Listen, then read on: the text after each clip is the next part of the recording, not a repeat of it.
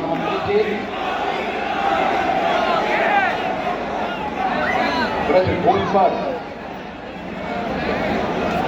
ब्रजरज महोत्सव और संत मीराबाई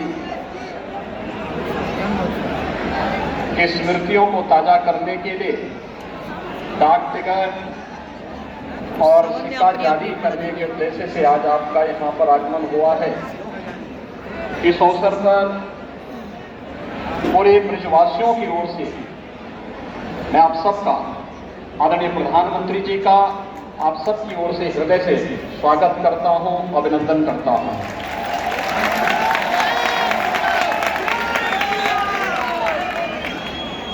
मंच पर उपस्थित प्रदेश की माननीय राज्यपाल आदरणीय श्रीमती आनंदीबेन पटेल जी, प्रदेश सरकार में मेरे वरिष्ठ सहयोगी उप मुख्यमंत्री श्री केशव प्रसाद मौर्य जी, श्री ब्रजेश पाठक जी, भारतीय जनता पार्टी के प्रदेश के अध्यक्ष चौधरी भूपेंद्र सिंह जी, प्रदेश सरकार के पर्यटन और संस्कृति मंत्री श्री जयवीर सिंह जी, चौधरी लक्ष्मी नारायण जी, श्री संदीप सिंह जी, सभी माननीय जनप्रतिनिधिगण और इस कार्यक्रम की संयोजक यहाँ की लोकप्रिय सांसद श्रीमती हेमा मालिनी जी और अन्य सम्मानित जनप्रतिनिधिगण, उपस्थित भाइयों और बहनों, राधे राधे। वृंदावन बिहारी लाल की, आदरणीय प्रधानमंत्री जी, पिछले 9.5 वर्षों से देश ने और भारत की 142 करोड़ की आबादी ने एक नए भारत का दर्शन किया है। ये नया भारत जिसका वैश्विक मंच पर सम्मान बढ़ा है। आज जब आप दुनिया में कहीं भी जाते हैं, पूरी दुनिया पलक पावड़े बिछा करके आपका अभिनंदन करती है, तो स्वाभाविक रूप से 142 करोड़ का भारत अपने आप को गौरवान्वित महसूस करता है। आपके नेतृत्व में भारत की सीमाएं सुरक्षित हुई हैं। आपने पिछले 9.5 वर्षों में देश की हर समस्या के समाधान को एक मार्ग दिखा करके उसे समाधान के लक्ष्य तक पहुंचाया है। भारत के सर्वांगीण विकास की जो कार्य योजना पिछले 9.5 वर्षों के अंदर न केवल बनाना बल्कि प्रभावी ढंग से उसका क्रियान्वयन आपके नेतृत्व में हुआ है। ये नए भारत के रूप में एक विकसित भारत की रूपरेखा दुनिया के सामने प्रस्तुत कर देता है। एक भारत है और श्रेष्ठ भारत भी है, जो विकास भी करता है, गरीब कल्याणकारी योजनाओं को प्रभावी ढंग से लागू भी करता है। ये नया भारत अपनी विरासत पर गौरव की अनुभूति भी करता है और उनके पुनरुद्धार की कार्य योजनाओं को व्यवस्थित तरीके से आगे बढ़ा करके आने वाली पीढ़ी के लिए एक नई प्रेरणा भी प्रस्तुत कर देता है। काशी विश्वनाथ धाम आपके नेतृत्व में बन करके आज पूरे देश और पूरी दुनिया को अपनी ओर आकर्षित कर रहा है। उत्तराखंड का केदारपुरी एक नए गौरव की अनुभूति करा रहा है। महाकाल का महालोक हो या फिर हमारा यह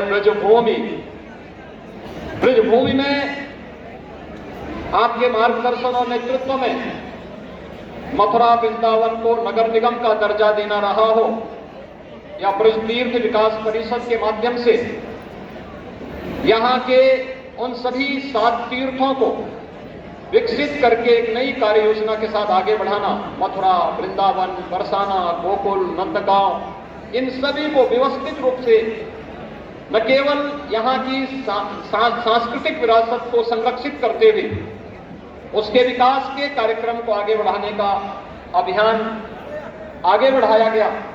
अभी तो वृंदावन क्षेत्र में आने वाले श्रद्धालुओं की सुविधा को ध्यान में रख करके बुनियादी सुविधाओं का विस्तार भी यहां पर करने का प्रयास हुआ है। आपने योग को दुनिया के अंदर लगभग 190 देशों तक आज योग जो भारत की प्राचीन ऋषि मुनियों की एक धरोहर रही है, आज दुनिया इससे लाभान्वित हो रही है।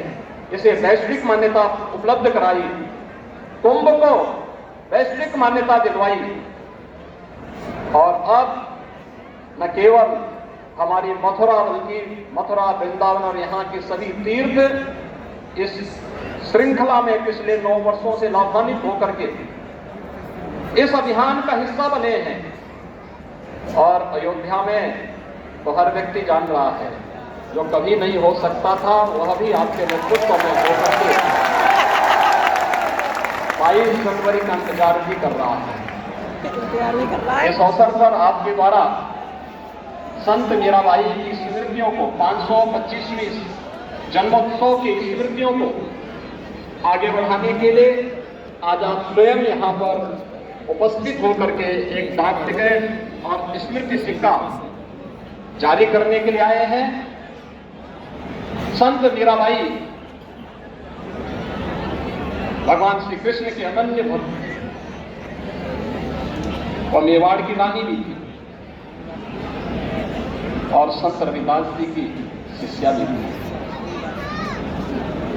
वे समता की प्रतीक भी हैं, ममता की प्रतीक भी हैं और साथ साथ भक्ति की पराकाष्ठा में पहुंची भी मेरे तो गिरधर गोपाल दूसरों न कोई, इस प्रकार की भगवान श्री कृष्ण की भक्ति में डूबी हुई एक कृष्ण अनुरागी परम भक्त के रूप में उनके दर्शन भी पूरा भारतवासी, पूरी दुनिया करता है।